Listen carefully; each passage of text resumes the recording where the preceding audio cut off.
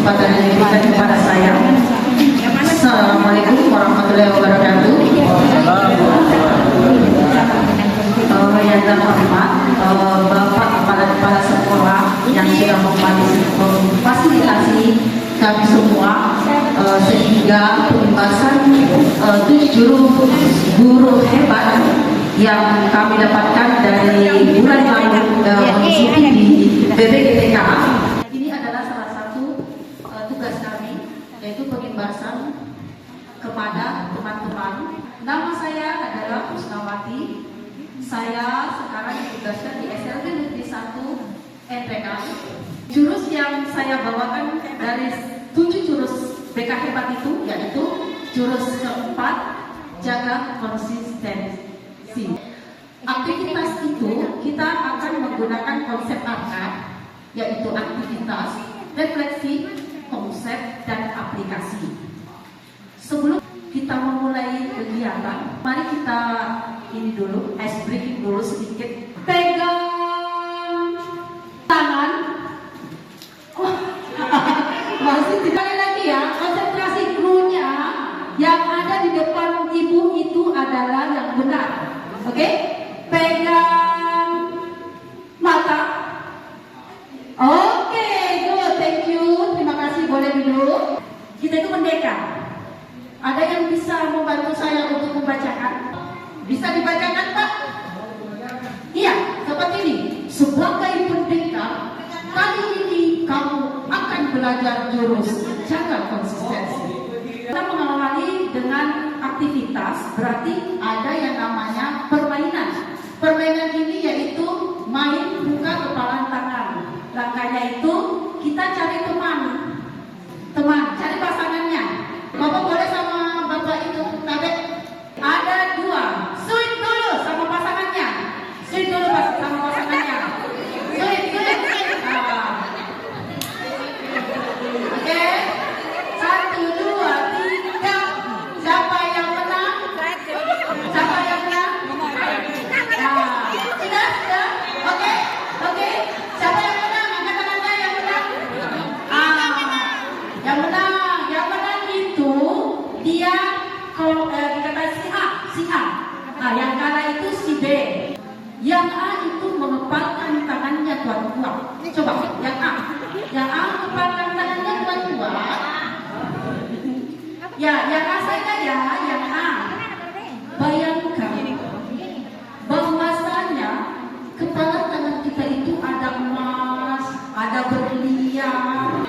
Ya, jangan sampai ini terbuka. Ini si A ya, ini si tugasnya si B itu membuka ini kepala tangannya si A. Oke? Siap? Dan itu apapun si B lakukan itu, yang penting terbuka ini itu sudah menang. Oke? Terserah dia mau gele-gele, dia mau apa-apa. Itu. Yang penting tidak terdapat ini si A. Ya, oke. Hitung ya. Oke, Bapak Ibu hebat. Kita mulai ya. 1, 2, 3.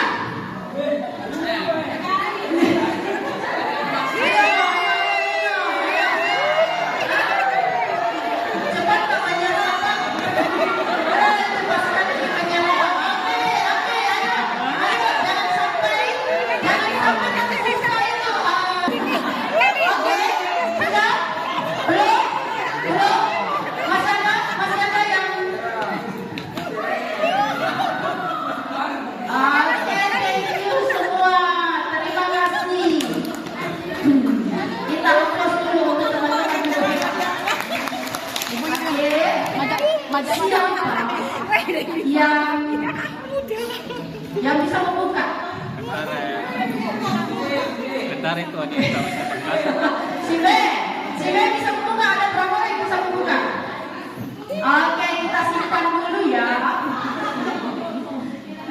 Sekarang giliran si B. Giliran si B untuk menutup tangannya, menjaga apa yang dia ingin jaga. Ya?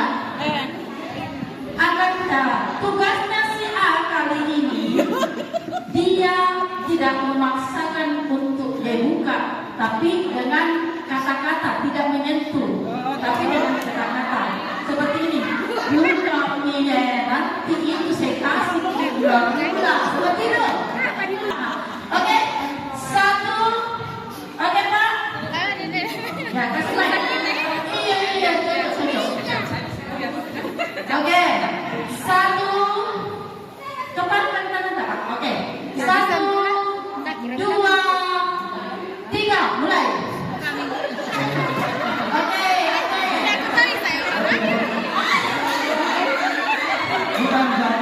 Jadi cepat sekali bagaimana?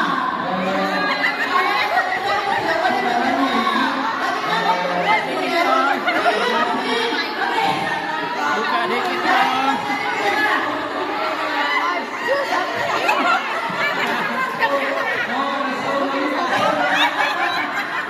Boleh pakai sombong menyombong. Jangan terlalu. Kebetulan kita cantik Jakarta. Ya. Tidak. Oke, jadi terbuka Pak, kata kita disogok. Oh, kasihan. Oke, realita itu ya Pak ya, kasihan. Oke, tiga sini siapa yang terbuka? Karena ini. Buka nih hatinya Boyo. Iya. Kenapa? Kenapa? Ya, karena rayong bomba. Kasihan. Nah ini, sekarang kita mau tahu siapa tadi yang A terbuka? Boleh ke depan? Ya, sabar. Kita nggak usah temannya. Silakan. Istri naik. Tidak kita Pak. Kenapa bisa terbuka ya? Kenapa Bisa saya tadi? buka? Iya. Kenapa tadi saya bisa buka? Ya. Karena saya tahu celahnya. Iya, betul. Saya tahu celahnya. Bukan karena ini, bukan karena dia berkeras, tapi saya tahu celahnya. Makanya setiap sesuatu pelajari dulu ilmunya, baru kita maju. Betul sekali. Apa sih Bapak? Sekarang kebalikannya, kenapa dia bisa terbuka tangannya? Bisa terbuka? Oh iya, kenapa Pak? Yang pertama tadi dia katakan ini yang saya berikan. Dia suka lagunya Rita Sugiarto. Tapi saya luruskan Bu, bukan karena ini, tapi saya kasihan. Oh ya. Orang kalau butuh harus kita perhatikan, jangan bertahan dengan orang yang sudah sangat butuh dengan kita. Tadi itu adalah kesadaran versus paksaan. Jadi si A itu ada tadi Bapak Ibu memaksa dengan bersusah payah untuk membuka kepala tangan teman. Ada juga dengan kesadaran karena kasihan Kak. Ada juga dipaksa itu karena konsistensi itu adalah pola pikir kita dan pola perilaku kita, sehingga apa yang akan kita tuju itu akan terencana dan terstruktur. Akan tetapi jika kita ingin dihargai, tentu saja dengan ikhlasnya kita akan memberikan apa yang kita punyai. Next. Oke, masih kesadaran dan paksaan. Jadi konsistensi itu adanya di sini. Bagaimana cara kita ini berpikir untuk ada aktivitas kita itu kita bisa lakukan dengan terstruktur dan step by step. Next. Oke. Saudara dulu boleh. Bisa lihat ya videonya. Oke, sedikit sekali ya. Ada yang bisa menyimpulkan dari video ini? Saudara dulu boleh. Ada yang bisa menyimpulkan dari paksaan dan tidak paksaan. Sejogjanya, sholat itu adalah kewajiban. Ini bintangnya kan sudah mau sholat, sudah ambil air wudhu, sudah segala macam, sudah pakai baju, dia sudah memakai pakaian muslim untuk ke masjid. Akan tetapi ada suara-suara lagi dari luar. Bintang emang sholat gitu. Artinya itu jadi tidak sholat. Saya juga begitu. Kalau bedmut makin ceritanya, bahasa kasarnya ini bedmut makin. Yang tadinya itu ikhlas, senang dari dalam diri kita ingin melakukan, tiba-tiba ada suara-suara yang tidak mengenakan, jadinya daun kibet mungkin kan tahu apa di kewajiban tak kan seperti itu biasanya ya. Nah sama dengan kita kaitkan dengan anak kita di kelas SLB. Nah ini penting sekali karena anak kita itu biasanya sama dengan materinya Bapak tadi jurusan itu, mereka berbeda-beda cara belajarnya. Ada yang hanya melihat secara visual, ada audio visual, dan ada sensori. Jadi kalau kita paksakan tulis di anak itu kayak belajar audio visual, pendengaran ya. Ada juga anak-anak tidak suka sekali melihat karena dia belum fokus ya untuk autis itu, dia akan tidak senang begitu.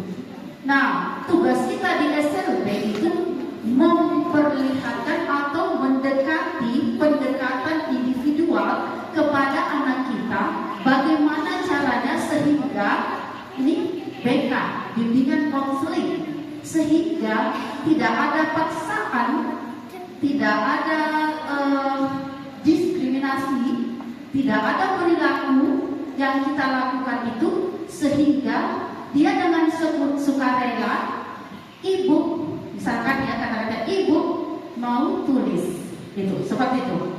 Ini kaitannya dengan jurus keempat dengan aktivitas kita di kelas. Oke? Paham di sini Bapak Ibu guru hebat? Karena saya akan next. Oke?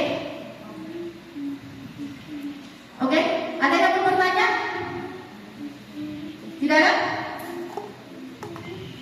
Oke, kita next. Daya perintah dalam diri. Daya perintah dalam diri itu ada berbagai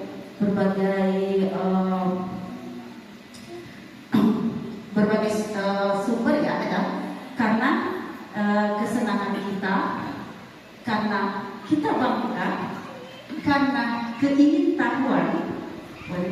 Dalam begini ya, maksud saya begini, ketika ingin kita beraktivitas, kenapa kita ingin melakukan itu? Karena kita ingin aktivitas itu kesenangan kita. Oh, saya mau naik sepeda karena saya senang. Oh, saya mau naik sepeda dari jarak ini ke sini karena saya bangga kalau saya melewati aktivitas itu, sehingga mendapatkan jarak seperti itu ya. Terus keingintahuan, ini penting sekali. Minat, tujuan kita apa untuk melakukan aktivitas itu, kebutuhan apa untuk melakukan itu, apa manfaatnya aktivitas itu kita lakukan, apa tantangannya, apa keyakinannya, dan apa maknanya.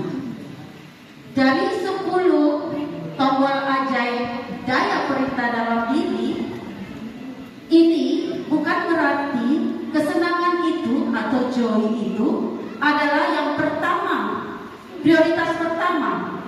Boleh saja aktivitas yang akan kita lakukan itu dia adalah prioritas pertamanya kebutuhan. Paham di sini Bapak?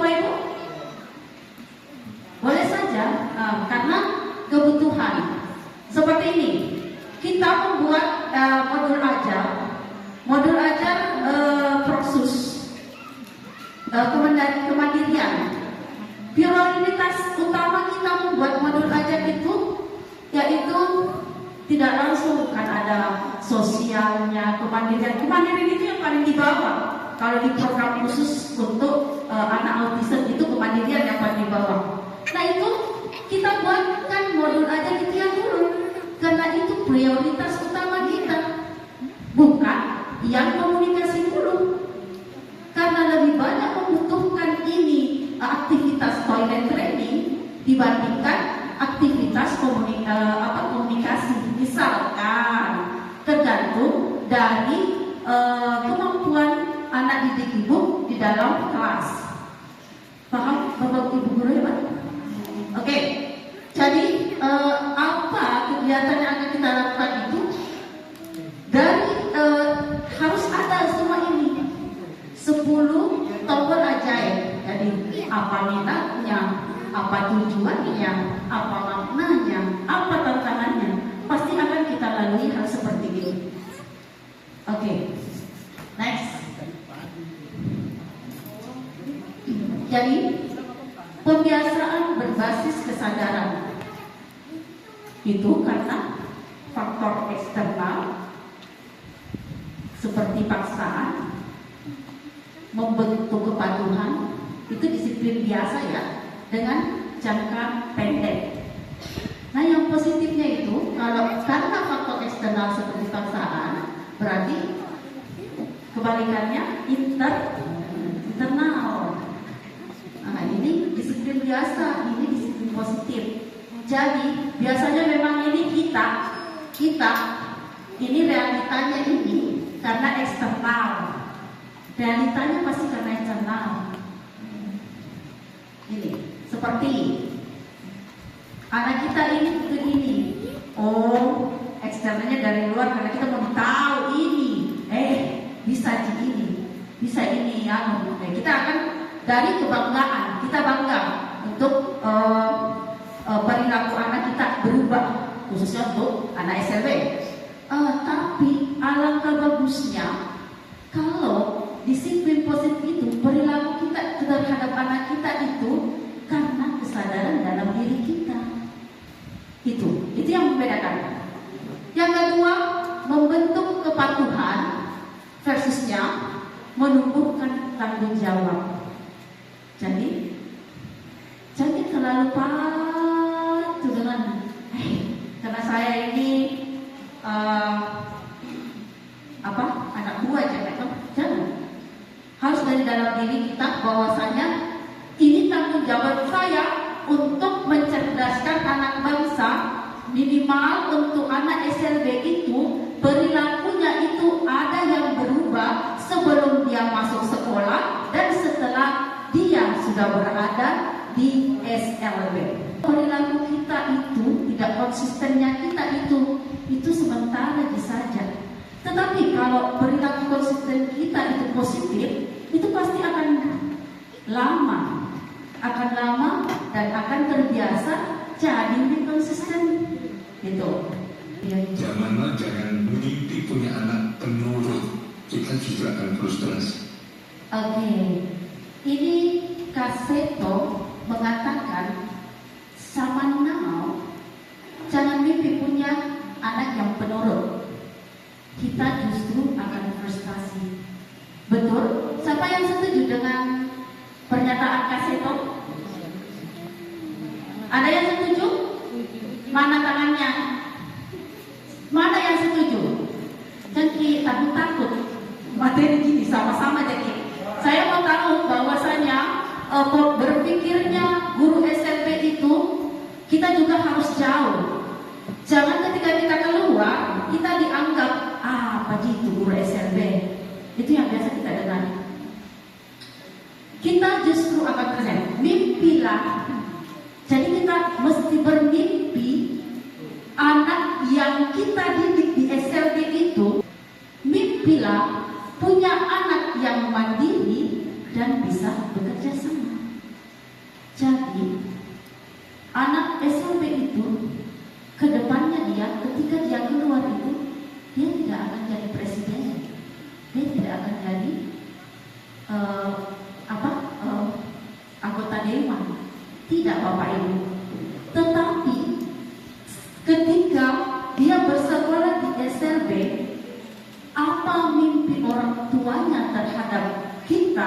guru SRB, anak saya ibu guru kalau bisa pintar dikasih yang pergi ke toilet, makan sendiri, intinya kemandirian dulu. Karena kenapa? Ketika orang tua yang tadinya selalu mendampingi dia di dalam kehidupan sehari-harinya, usia itu kita tidak tahu. Apakah ada tetangganya yang mau pelihara itu anak tak ketika orang tua sudah tidak ada di sampingnya? Tidak kan? Jadi Kak Seto bertanya, benar? Kita setuju dengan pernyataan Kak Seto? Oke, setuju. Bapak Ibu guru hebat. Oke. Dari kesadaran menuju kebiasaan yang konsisten. Ini yang pokoknya. Kita beraktivitas. Ada yang mau berkomentar, saya mau, bukan saya yang bicara. Tapi dari gambar ini, ada yang bisa berkomentar dari pernyataan kaitan dengan konsistensi. Boleh Bapak? Bisa bicara Pak?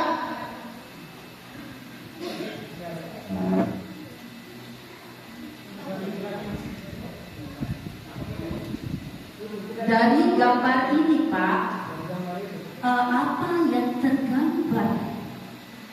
Apa di pemikiran Bapak dari gambar ini dengan konsistennya? Iya, oke.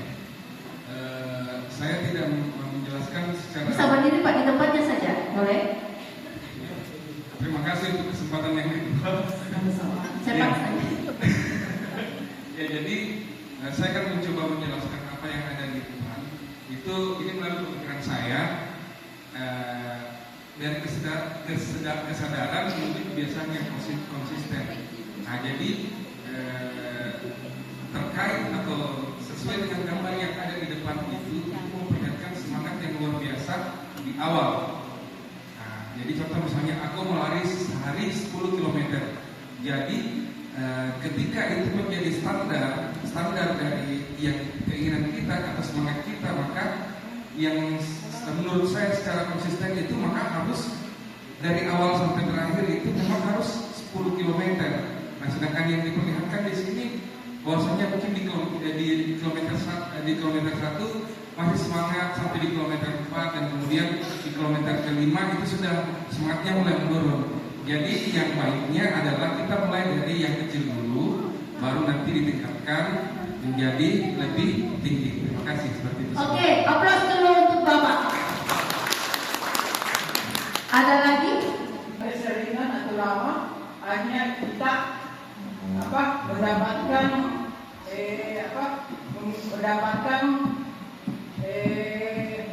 kemajuan anak atau ingin anak berubah. Akhirnya kita lama kelamaan kita mengajar, akhirnya kita bisa menjadi konsisten. Terima kasih. Nanti kita simpulkan ya. Oke, ada gambar seperti ini. Sudah ada dinosaurusnya. Tadi juga ada dinosaurusnya. Tapi ada seperti ini. Ada yang bisa menggambarkan? Oke, terima kasih. Assalamualaikum warahmatullahi wabarakatuh. Waalaikumsalam. Memang ke depan ini kan tidak bisa melihat jelas di belakang. Dari kesadaran menuju kebiasaan yang konsisten. Ya. Iya, jadi jauh-jauh Pak Ustaz. Supaya kita lihat. Aku mau lari sehari 10 km. Ya. Kemudian ada ini semangat di awalnya, hari pertama itu tinggi ya full, kemudian kedua ketiga sampai ke 10 ya, kalau sampai ke 7, 8, 9, 10 itu sudah lowbat nih Ya. Sudah lowbat nih, ada nih baterai lowbatnya ya. Jadi kesimpulan yang saya dapatkan dari gambar yang ini, jadi untuk menghasilkan sebuah konsisten, memang langkah awal kita harus sadar, ya harus sadar, dan kesadaran itu akan memicu kita menjadikan suatu kebiasaan. Jadi seperti begini, saya ilustrasikan. Ketika kita sudah terbiasa bersedekah, misalkan 1.000 setiap hari, 1.000, 1.000. Nah, mungkin dari awal, kenapa ini mau disedekah terus ini? Kan seperti itu. Akan tetapi ketika kita sudah setiap hari itu kita lakukan, setiap hari, maka itu akan menimbulkan, memunculkan suatu kebiasaan yang akan menjadi ringan kita lakukan. Jadi sinilah sebetulnya bentuk konsisten kita terhadap contohnya di SLB. Kita ingin melatih anak-anak didik kita supaya konsisten. Ya pertama mereka kita harus latih dulu, latih terus, jangan putus asa. Artinya setelah mereka terbiasa, insya Allah mereka akan konsisten. Salah satu murid saya di sana, yaitu diberi tugas di kampungnya, setiap hari harus azan zuhur dengan asar.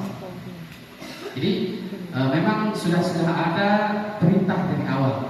Kamu jadwalnya sholat azan waktu zuhur dan asar. Ya tiap hari, ya.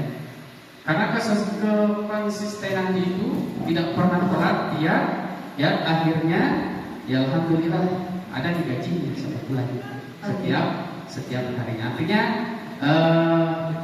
dari sebuah kesadaran itu akan memunculkan suatu kebiasaan yang konsisten, tetapi tetap harus menjaga semangat. Ya, yang tadi dikatakan dari awal, kalau dari awal ya semangat jangan turun. Iya, betul. Seperti itu. Mungkin itu yang dapat di. Oke. Terima kasih. Aplaus dulu buat teman kita semua.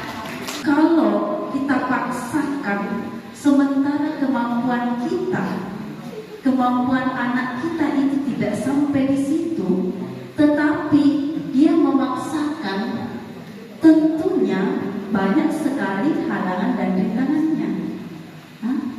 Kalau orang Makassar bilang panas-panas tai ayam menjadi, ya itu. Jadi konsistensi itu, kalau kan ini 10 ya Pak, kita akumulatifkan 1 sampai 10 hari ya Pak ya. Jadi 1 hari itu 1 kilo, 1 hari besoknya naik 1 kilo, besoknya lagi 1 kilo, akhirnya hari ke-10 itu jadi 10 kilo. Jadi konsisten dengan 1 kilonya itu sehingga menjadikan terkebiasaan dan tidak bangun itu dinosaurus yang ada di kepala tak. Itu tidak emosi. Tetangga tak bilang, namanya FM Alexander, dia bilang itu orang tidak menentukan masa depan mereka, mereka lah yang menentukan kebiasaan mereka, dan kebiasaan mereka lah yang menentukan masa depan mereka. Tibalah kita di penghujung materi ini. Ada di sini riwayat kebiasaan tidur 7 hari ke belakang. Apa yang menyebabkan tidur telat 7 hari yang lalu? Jadi kita mau tahu problem apa yang ibu, apa problemnya ibu yang menyebabkan itu ibu tidak bisa tidur. Kebetulan minggu lalu anak saya kurang sehat, jadi kebetulan sakit, jadi bangun malam begadang. Kemudian dapat tidur telat dan begadang itu nampaknya bangunnya kesiangan. Kemudian kepala jadi pusing karena terus terang saya tidak bisa begadang kalau malam, jadi kebiasaan tidur cepat. Jadi kalau begadang itu ada dampaknya, jadi bisa bikin pusing kepala, sakit kepala. Oke. Terima kasih. Sama-sama kita aplaus dulu untuk ibu yang sudah berani mengungkapkan keluh kesahnya. Kita masih bisa berpikir bahwasanya penyebab tidur kita itu ini. Penyebab tidur telat itu karena pasti ada kasus ya, itu. Dan apa dampak dari kasus itu? Nah, bagaimana supaya kebiasaan itu kita tidak lakukan? Tentu ada langkah-langkah tertentu atau trik-trik tertentu yang kita lakukan.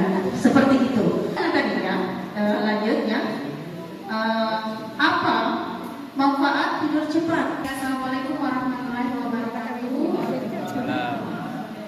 Perkenalkan, nama saya Mistriani dari SLB Negeri 1. Menurut saya manfaat dari tidur cepat adalah istirahat menjadi lebih cukup dan ketika kita bangun kita akan merasa lebih sehat.